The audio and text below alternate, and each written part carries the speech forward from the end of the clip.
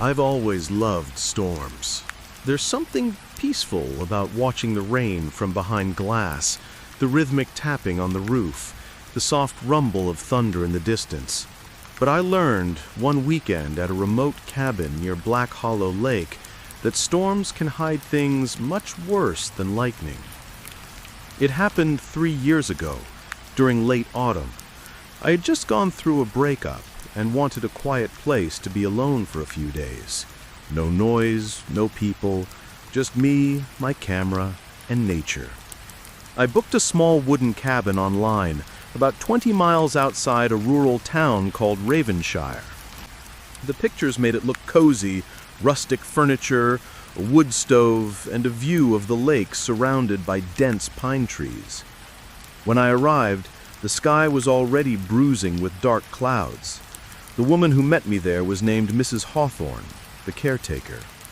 She was probably in her 60s, thin as a branch, with silver hair pinned tightly at the back of her head.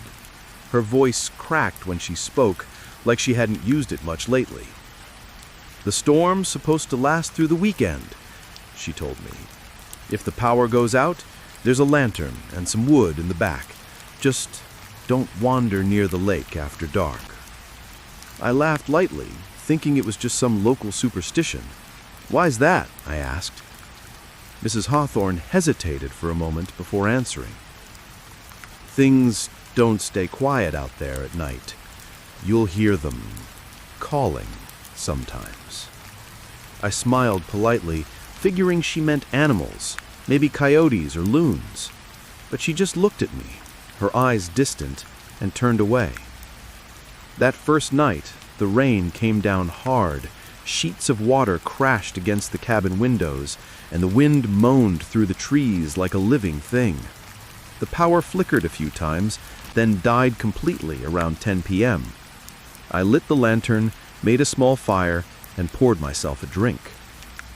The cabin creaked constantly, old wood expanding and contracting with the cold. At first I ignored it, but then I started hearing something else. Tapping. It wasn't the sound of rain. It was slow, deliberate, coming from beneath the floorboards. I stood completely still, listening. 3 taps, pause, then 2 more. Then silence. I convinced myself it was an animal, maybe a raccoon or mouse trapped underneath. Still, I grabbed the flashlight and checked the floor near the sound. One of the old wooden planks looked slightly raised, warped like something had pushed it from below. A chill ran down my back. When I pressed my hand against it, I could swear I felt a faint vibration, like movement under the floor. I decided to leave it alone. I was alone, it was storming, and I didn't want to do anything stupid. But the tapping returned again at 2 a.m., this time louder. Then came a whisper. It was faint, muffled by the wood, but it was unmistakably a voice. "Help me." I froze, holding my breath. The voice sounded weak, almost childlike. I leaned closer. "Who's there?" I called out. The whisper stopped instantly. Then came another sound, scratching. Long, slow scratches moving under the floor, traveling toward the wall by my bed. I backed away and stayed awake the rest of the night, sitting near the fire, waiting for morning. When dawn came, the rain had lightened to a drizzle. I decided to call Mrs. Hawthorne to ask if there was a basement or crawl space, but I had no cell service. The cabin phone was dead too. I figured I'd just wait for her to come by, but she didn't. Around noon, I put on my raincoat and went outside to get some air. The lake was eerie, still and gray, like glass.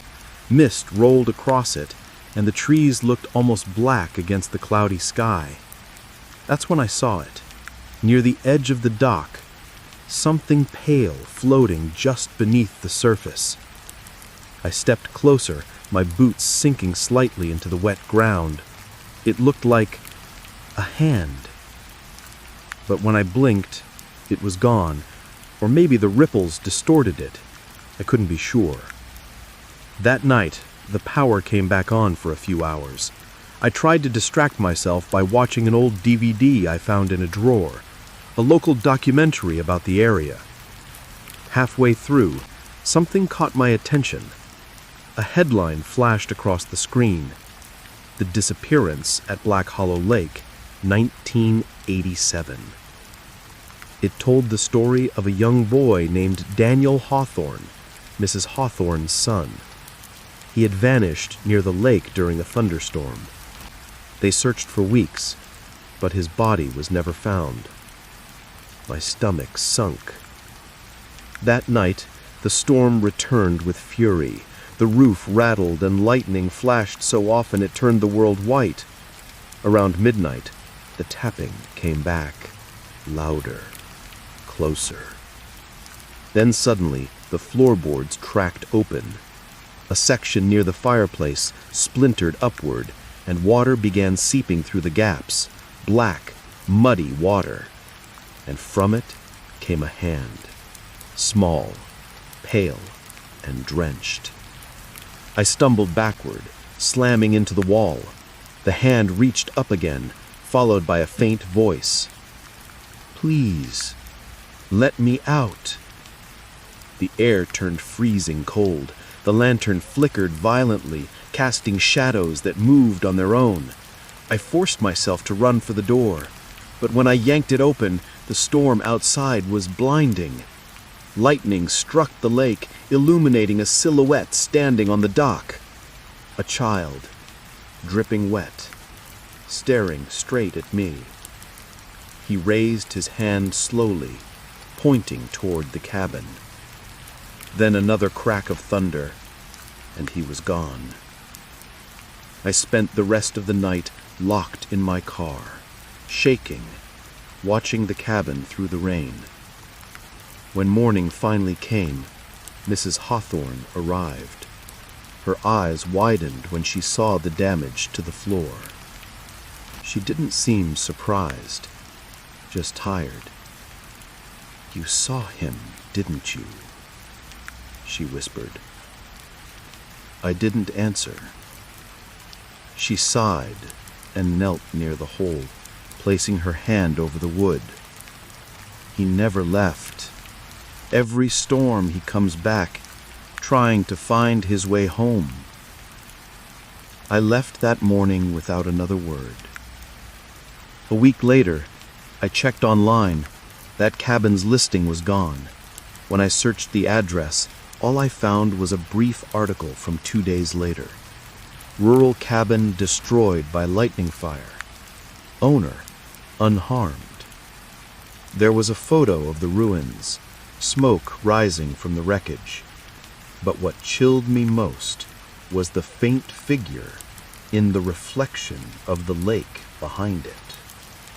A small boy standing on the dock.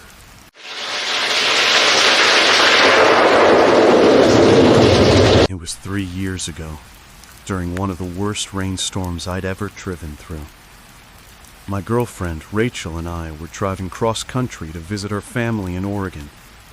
We'd been on the road since morning, and by the time the storm rolled in, it was already close to midnight. The rain came down like sheets of glass, our wipers barely keeping up. Visibility dropped to almost nothing. The GPS lost signal somewhere around a small rural town called Fairview Junction, and before we realized it, we had no clue where we were. Our headlights barely lit up the narrow 2-lane road, and every few minutes lightning flashed across the horizon, illuminating empty fields, rusted road signs, and thick clusters of trees. After another hour of driving in silence, Rachel said quietly, "There, look, a motel sign." Through the rain, I saw it, a flickering red neon sign barely holding on to life. Hollow Creek Motel, vacancy. It looked abandoned from the highway, but at that point we were desperate. The gravel lot was nearly flooded. I parked in front of the office, a small wooden building with a half-lit open sign in the window. Inside, the air smelled of mildew and dust. A small bell sat on the counter, and behind it was a wall of old brass room keys. After a few seconds, a man appeared from the back room. He looked to be in his 60s, thin, with pale skin and watery blue eyes. His clothes looked outdated, like something from decades ago. "You folks caught in the storm?" he asked, with a strange, calm smile. We nodded. "You're lucky you found us. Hardly anyone comes down this road anymore. Room 7's still open." He handed me a heavy brass key with a cracked red tag that read 7. We paid cash.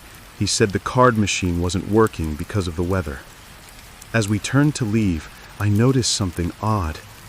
Every other key on the wall was still there, except room 7.